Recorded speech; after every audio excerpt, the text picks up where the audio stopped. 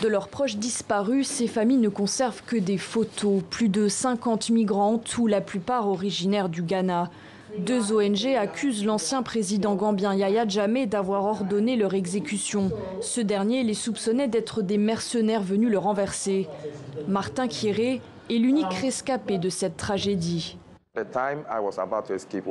J'étais sur le point de m'enfuir quand quelqu'un m'a dit « Dieu veut te sauver. Tu dois dire au monde que Yaya Jammeh nous a tués.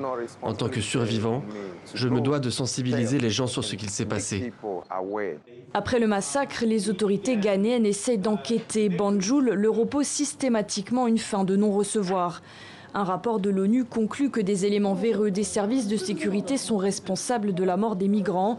Mais les ONG ont interviewé une trentaine d'anciens responsables gambiens et leur conclusion est sans appel. C'est bien Yaya Jammeh qui a donné l'ordre de tirer aux Junglers, une unité paramilitaire directement sous les ordres de l'ancien dictateur.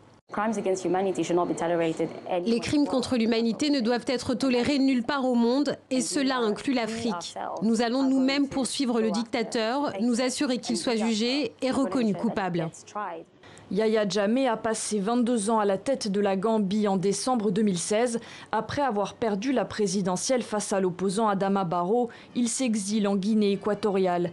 Les militants des droits de l'homme espèrent qu'il sera un jour extradé et jugé pour les nombreux crimes dont il est accusé, y compris contre son propre peuple.